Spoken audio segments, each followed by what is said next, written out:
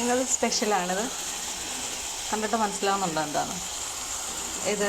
പീച്ചങ്ങ എന്ന് പറയുന്ന ഒരു സാധനമല്ലേ, ഒരു സാധനമല്ലേ, പച്ചക്കറി ഇല്ലേ, അതാണിത്.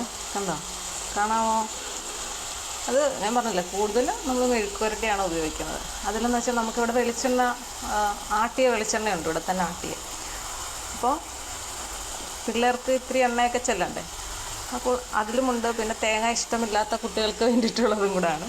നമ്മൾ പീച്ചങ്ങയുണ്ട്, ഒരു ചെറിയ സവാള ഞാൻ ഇട്ടിട്ടുള്ളൂ. കാരണം ഈ പീച്ചങ്ങയ്ക്ക് മധുരം ഉള്ള ഒരു പച്ചക്കറിയാണ്.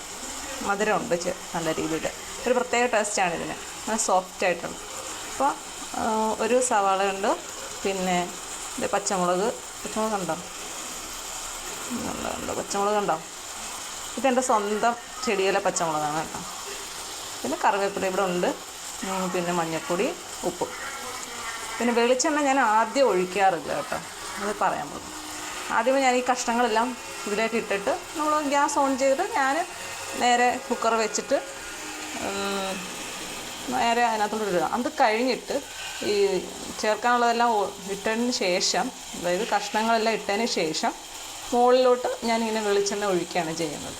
അപ്പോൾ ഏകദേശം എല്ലായിടത്തും ആകും. പിന്നെ നമ്മളൊന്ന് ഇളക്കി കൊടുത്താൽ മതിയല്ലോ. അപ്പോൾ ഞാൻ അങ്ങനെയൊക്കെ തന്നെ ഇടും കേട്ടോ. ഇതൊക്കെയാണ് പെട്ടെന്ന് നമ്മളിങ്ങനെ, ഞാനിങ്ങനെ പിന്നത്തേക്ക് അല്ലെങ്കിൽ കുറച്ച് കഴിഞ്ഞിടുന്നതാണ് ടേസ്റ്റ്, അങ്ങനെയൊക്കെ പറയുന്നവരൊക്കെ ഉണ്ട്. എനിക്ക് ആ ടേസ്റ്റിനെ കുറിച്ചൊന്നും അറിയില്ല, പക്ഷേ വായി വയ്ക്കാൻ കൊള്ളാം എന്നൊരു അഭിപ്രായം മാത്രം എനിക്കുള്ളത് കൊണ്ട് ഞാൻ ഇങ്ങനെയൊക്കെയാണ് വയ്ക്കുന്നത്. ഇനി എന്തേ ഇപ്പം അതിനകത്ത് നിന്നുള്ള വെള്ളം തന്നെ ഉണ്ട്. ചെറിയ തീ കേട്ടോ, ചെറിയ തീയിലേ വയ്ക്കാറുള്ളൂ. അപ്പോൾ അതിൻ്റേതായിട്ടുള്ള വെള്ളം അതിനകത്ത് നിന്ന് ഇറങ്ങി വരുന്നുള്ളൂ. അത് മാത്രം മതി നന്നായിട്ട് പിന്നെ അത് വെന്ത് വരാൻ വേണ്ടിയിട്ട്. ഓക്കെ.